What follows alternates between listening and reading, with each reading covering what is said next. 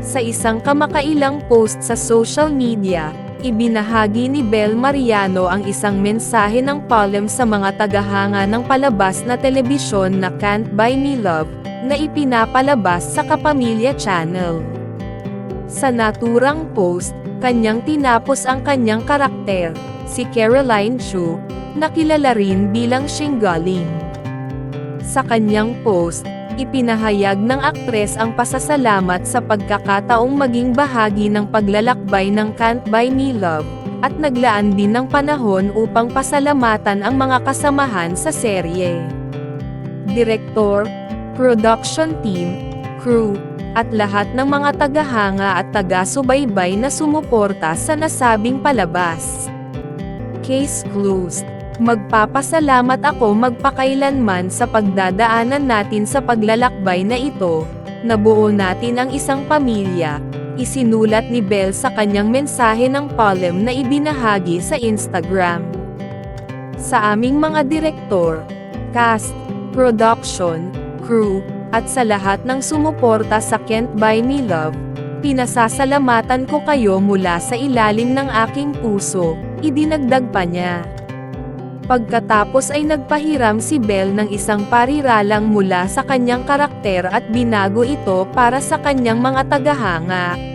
Tulad ng sinasabi ni Caroline, add it to my tab, ngayong oras na ito sinasabi ko add this to my memories, isinulat ni Bel. Pagkatapos ay ibinahagi niya ang isa sa pinakamalaking aral na natutunan niya bilang Ling. Isa sa pinakamalaking aral na natutunan ko bilang Ling ay ang pera ay maaaring bumili ng pansamantalang kaligayahan, ngunit hindi ako kayang bilhin ng pagmamahal, sabi niya. Caroline Chu aka Shingaling signing off, isinulat ni Bel. Ang sikat na palabas sa telebisyon ay nakatakda ng matapos sa darating na ika-10 ng Mayo. Biyernes. Si Belinda Mariano ay isang Filipina aktres at modelo. Nagsimula siya sa kanyang karera sa showbiz sa edad na 9 na taon. Kilala siya sa kanyang papel sa Four Sisters and a Wedding. Siya at ang kanyang ka-love team na si Donnie Pangilinan ay nagsama-sama sa ilang matagumpay na proyekto, tulad ng serye na He's Into Her, at ang mga pelikulang Love is Colorblind, at An Inconvenient Love. Kamakailan lang, kumalat sa social media ang post ni Bel Mariano na kasama si Donnie Pangilinan. Sa kanyang Instagram page, ibinahagi ni Bel ang isang set ng mga larawan nila na kinuhanan sa South Korea.